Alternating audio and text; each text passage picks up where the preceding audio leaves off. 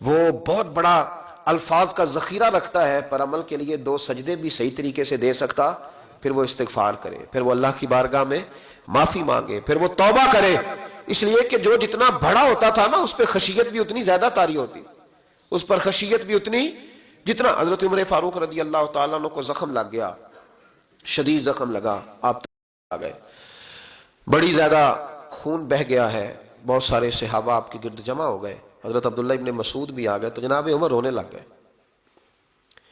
اب تو رونا آتا ہی نہیں لوگوں کو۔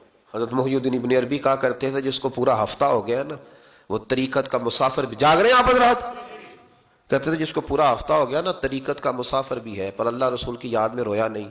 فرماتے تھے مجھے تو اس کے ایمان پر شک ہونے لگ گیا کہ 8 دن ہو گئے اسے خیال ہی نہیں آیا۔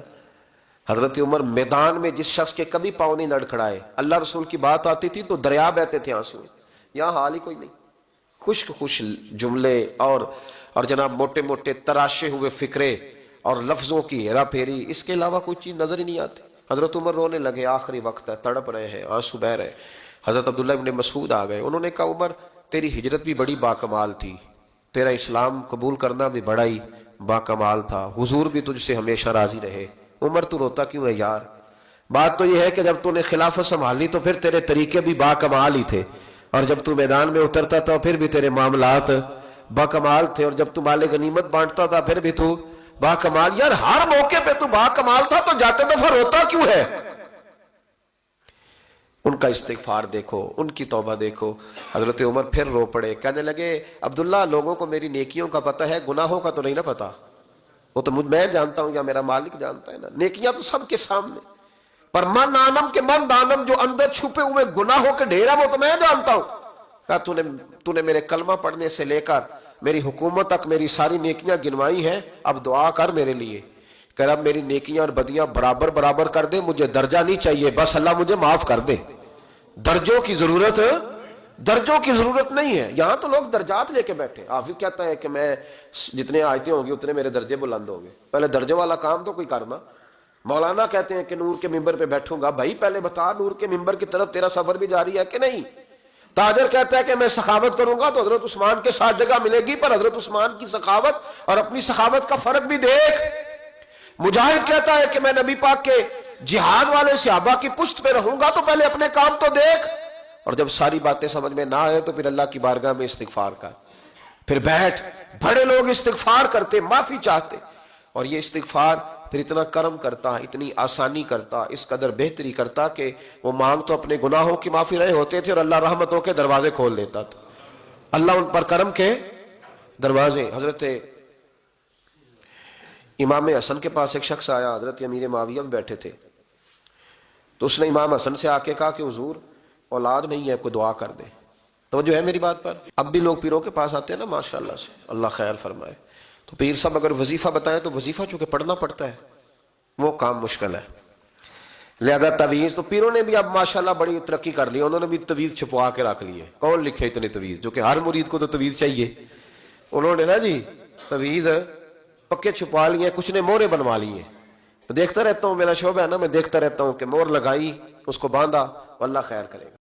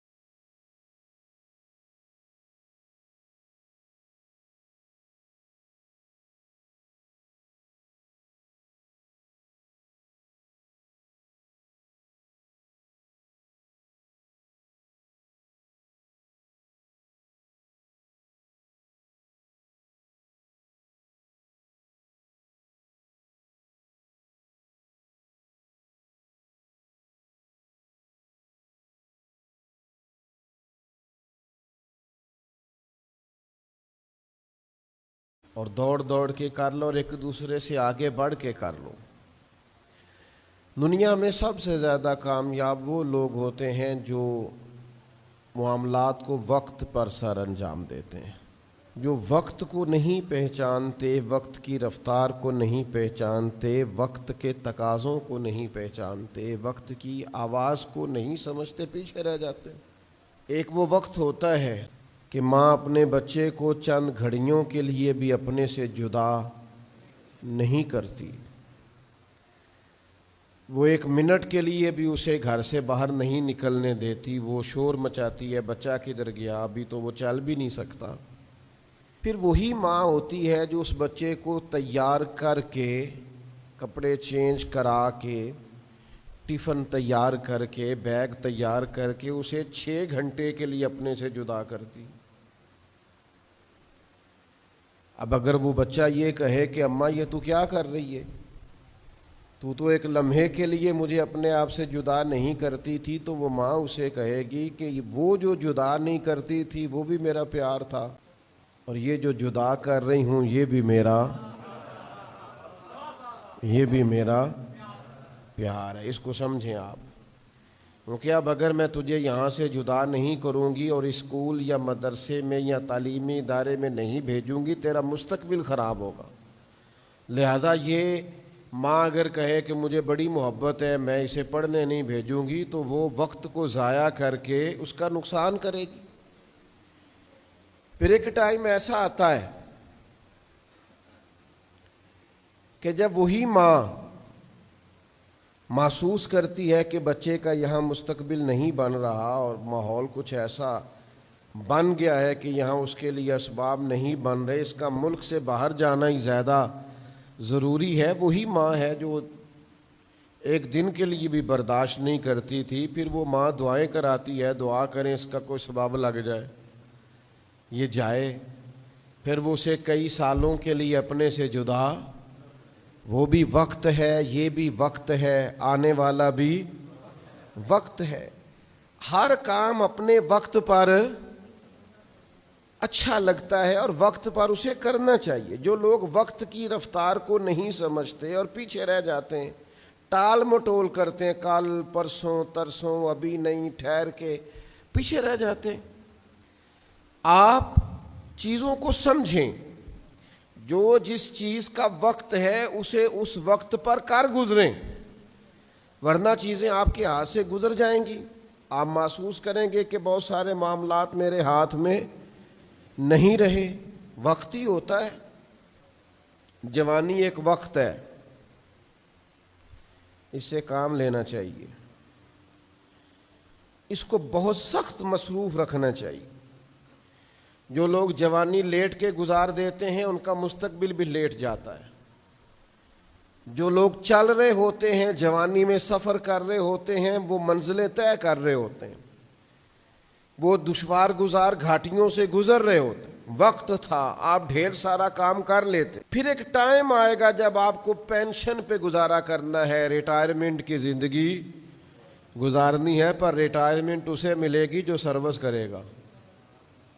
جو سروس ہی نہ کرے، وہ ریٹائرمنٹ مانگے تو اس کا کوئی معنی نہیں ہے۔ عزیز دوست، وقت کی رفتار کو آپ سمجھیں۔ بہت سارے لوگ ایسے ہوتے ہیں جو وقت شناس نہیں ہوتے۔ بندے کو ابن الوقت نہیں ہونا چاہیے، لیکن اسے وقت شناس تو ہونا چاہیے نا۔ اقبال کہتے ہیں کہ یہ جملہ لکھ دیا کسی شوخ نے محراب مسجد پر۔ کہتے ہیں وقت تھا جہاد کا، وقت تھا میدان میں نکل کے دین کا کام کرنے کا، اور ایک صوفی صاحب نفل پڑھ رہے تھے اندر۔ وقت تھا میدان کا اور یہ تھا مسجد میں۔ تو اقبال کہنے لگے یہ جملہ لکھ دیا کسی شوخ نے محراب مسجد پر، کہ یہ ناداں گر پڑے سجدے میں جب وقت قیام آیا۔ ٹائم کھڑے ہونے کا تھا، تو سجدے میں ہے۔ جب ٹائم سجدے کا ہو تو سجدہ ہی ٹھیک ہے، لیکن جب وقت قیام کا ہو پھر قیام کریں گے۔ تو وقت کی رفتار جو لوگ نہیں سمجھتے، جنہوں نے تقاضے نہیں سمجھے، جنہوں نے غور نہیں کیا، جنہوں نے بات کو سمجھا نہیں، مجھ سے ناراض نہ ہونا، بہت سارے لوگوں کے بچے اس لیے پاؤں پہ کھڑے نہیں ہوتے کہ انہیں وقت پر محنت کی عادت نہیں ڈالی جاتی. اماں ہی نہیں ابا بھی لاڈ دیکھتا رہتا ہے. تو بے وقت لاڈ دیکھنا بھی آپ ظلم کر رہے ہیں. وہ بھی ایک وقت ہوتا ہے, اس وقت پر آپ ان کے لاڈ دیکھیں. پھر ایک ٹائم ہے درے کا, پھر آپ درہ اٹھائیں, پھر آپ ہمت کا مظاہرہ کریں, پھر آپ کے چہرے پر ناراضگی بھی آنی چاہیے جب بچہ وقت پر تعلیم نہ لے, وقت پر محنت نہ کرے. ساری چیزوں کو سمجھیں. اب اس کے نکاح کا وقت ہے تو لا اللہ نہ کریں. حضور نے فرمایا اگر بچے کے شادی کا وقت آ گیا تھا اور باپ کرنے پر قادر تھا, اس نے کی نہیں, اور بچہ اگر گناہ میں مبتلا ہو گیا تو اس کا باپ بھی جرم میں شریک ہوگا. تیرے پاس وسائل تھے, تو کر سکتا تھا, کیوں تو انتظار کرتا رہا؟ کیا وجہ تھی؟ وقت کی رفتار کو سمجھیں. وقت کا پہیہ تیز دوڑ رہا ہے, آپ وقت کے تقاضوں کو سمجھیں. میرے رسول کریم صلی اللہ تعالی علیہ وسلم نے نا ہمیشہ فیصلے وقت پر فرمائے. کریم محبوب یوں نزاکتیں وقت کی سمجھتے تھے, معاملات کو حضور اس باریکی سے سمجھتے تھے, اس تناظر میں حضور دیکھتے تھے. نبی پاک نے کربلا کا نقشہ تو سارا نہیں بتایا واضح کر کے, اگرچہ اشارے سارے ہی فرما دیے, پر یہ حضور نے بتلا دیا کہ میری اہل بیت کا دامن تھام کے رکھنا, گمراہی قریب نہیں آئے گی. یہ ذرا سرکار نے وقت پر بتا دیا. اب وہ چیزیں واضح ہو گئیں کہ حق تو ادھر ہوگا جدھر حضور کی اولاد پاک ہوگی.